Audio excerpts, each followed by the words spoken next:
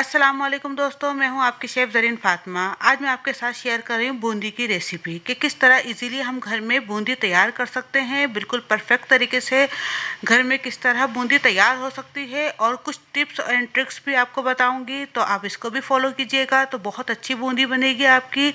और दूसरे, आप रमज़ान शरीफ हैं, इसमें बहुत ज़्यादा काम होते हैं, बहुत मसरूफियत होती है, तो आप इसको ईज़िली सेव करके किस तरह रख सकते हैं। तो चलिए फिर शुरू करते हैं आज की रेसिपी शुरू करने से पहले आप लोगों से रिक्वेस्ट है, अगर आपने अभी तक हमारे चैनल ज़रीन फ़ातिमा को सब्सक्राइब नहीं किया तो प्लीज़ नीचे दिए गए लाल बटन को दबा के सब्सक्राइब कर दीजिए, साथ ही बेल का बटन भी दबा दीजिए ताकि मेरी तमाम आने वाली वीडियोस आपको फौरी मिल सके। तो चलिए फिर शुरू करते हैं आज की रेसिपी। बिस्मिल्लाहिर्रहमानिर्रहीम। चलिए आइए देखते हैं बूंदी बनाने के लिए हमें किन किन चीज़ों की ज़रूरत पड़ेगी। इसके लिए हमने हाफ के जी ये बेसन लिया है, तकरीबन 500 ग्राम हमारा ये बेसन है। अगर कप्स में देखें तो तकरीबन 4 कप हमारे ये बेसन है और 3 टेबल स्पून हमने ये कुकिंग ऑयल लिया है। तो चलिए सबसे पहले हम इसको घोल लेते हैं। सबसे पहले हम थोड़े थोड़े पानी से घोलेंगे इसको, एकदम से हमने बहुत सारा पानी नहीं डालना इसके अंदर, बस थोड़ा थोड़ा हमने इसमें पानी को डाल डाल के घोलना है ताकि इसकी जितनी भी गुठलियाँ हैं सब खत्म हो जाए। अगर आप एकदम से बहुत सारा पानी डाल देंगे तो इसकी गुठलियाँ देर से ख़त्म होंगी और थोड़ी सी परेशानी हो जाएगी, इसलिए बिल्कुल एक गाढ़ा हमने पेस्ट पहले इस तरीके से तैयार करना है।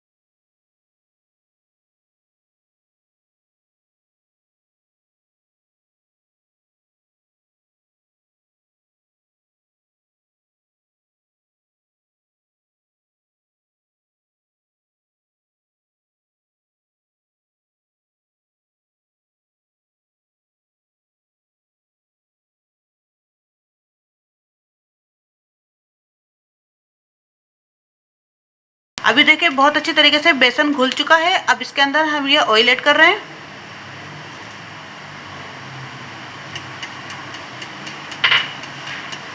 ऑयल से हमारी बूंदी जो बनेगी बिल्कुल परफेक्ट बनेगी और बहुत अच्छी बूंदी बनेगी इससे, और बहुत ज़्यादा खस्ता रहेगी।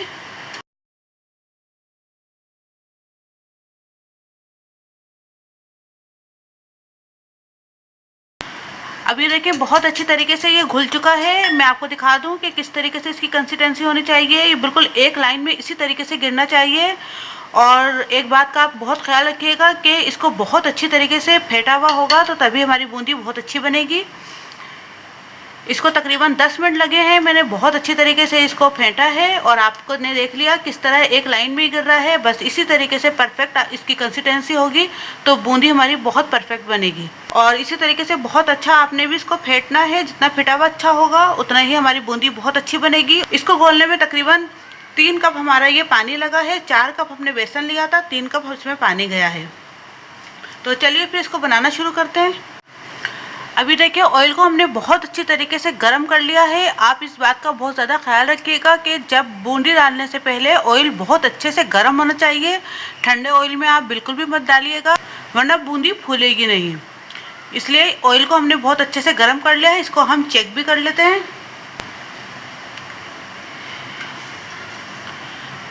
अभी देखिए ये एकदम से ये नीचे से ऊपर उठ के आ गई है बूंदी, तो ये बहुत अच्छे से ऑयल हमारा गर्म हो चुका है। अब इसको हम बनाना शुरू करते हैं। बनाने के लिए हमने ऐसी एक छन्नी नुमा प्लेट का हम इस्तेमाल कर रहे हैं।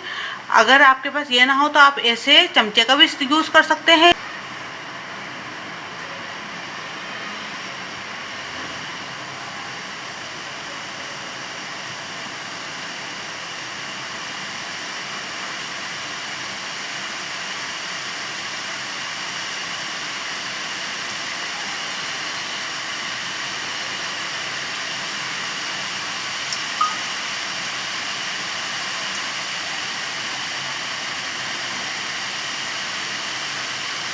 ये आप देख सकते हैं कितनी परफेक्ट गोल गोल बूंदी डल रही है इसके अंदर। बस अब हम इसको इतना ही डालेंगे। हमने इस बात का भी ख्याल रखना है कि और हमारे जो बर्तन है उसके अंदर जितनी बूंदी आ सके उतनी ही हमने डालनी है, ज़्यादा नहीं हमने डालनी इसके अंदर, वरना ये एक दूसरे में चिपक भी सकती हैं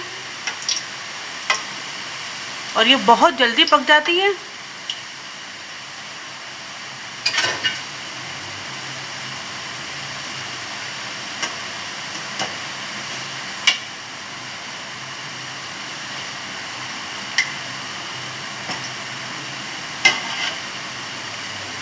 अभी देखिए कि हो चुकी है, इसको हम निकाल लेंगे। तकरीबन इसको बनने में 1 से 1.5 मिनट के अंदर ये बहुत अच्छे से फ्राई हो जाती हैं।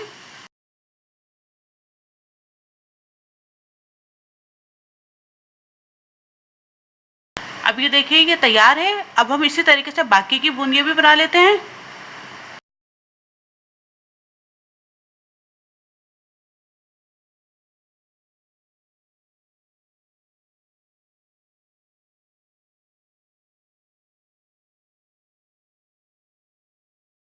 अब ये देखिए बहुत मज़ेदार सी क्रिस्पी सी हमारी बूंदी तैयार है। आप इसको इजीली घर में इसी तरीके से तैयार कीजिए। बहुत आसानी से ये तैयार हो जाती हैं। बस चंद बातों का आपको ख्याल रखना है, जो जो मैंने आपको बताई हैं उसी तरीके से आप इनको बनाइए। जब आप इसका बैटर तैयार करें तो कंसिस्टेंसी बिल्कुल सही होनी चाहिए और तलते टाइम तेल को बहुत ज़्यादा गर्म कीजिएगा। अगर ठंडे तेल में आपने डाल दिया तो बूंदी फैल जाएगी, वो सही से फूलेंगी नहीं।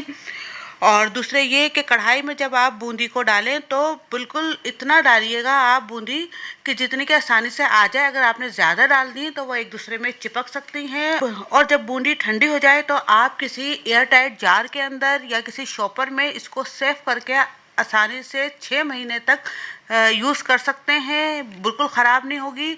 और जब भी आपको यूज़ करना हो आप इसको निकालिए और यूज़ कीजिए। इस बूंदी से आप कढ़ी बना सकते हैं, स्वीट बूंदी बना सकते हैं, नमकीन बूंदी बना सकते हैं और बूंदी रायता बना सकते हैं। बहुत सी चीज़ों में ये यूज़ होती है। आप इसको बनाइए। और अब तो वैसे भी रमज़ान शरीफ आने वाले हैं तो बहुत ज़्यादा काम होते हैं घर के अंदर। आप इसको इसी तरीके से सेव करके रखिए और निकालिए और दही के अंदर मिलाइए और बहुत मज़ेदार सी दही बूंदी तैयार कीजिए। अगर आपको मेरी रेसिपी अच्छी लगे तो प्लीज़ लाइक कीजिए, शेयर कीजिए, सब्सक्राइब कीजिए और अब अपनी शेफ़ ज़रीन फ़ातिमा को इजाज़त दीजिए। अल्लाह हाफ़िज़। अगर आपने अभी तक हमारे YouTube चैनल को सब्सक्राइब नहीं किया तो इस बटन को क्लिक करके सब्सक्राइब कर दीजिए।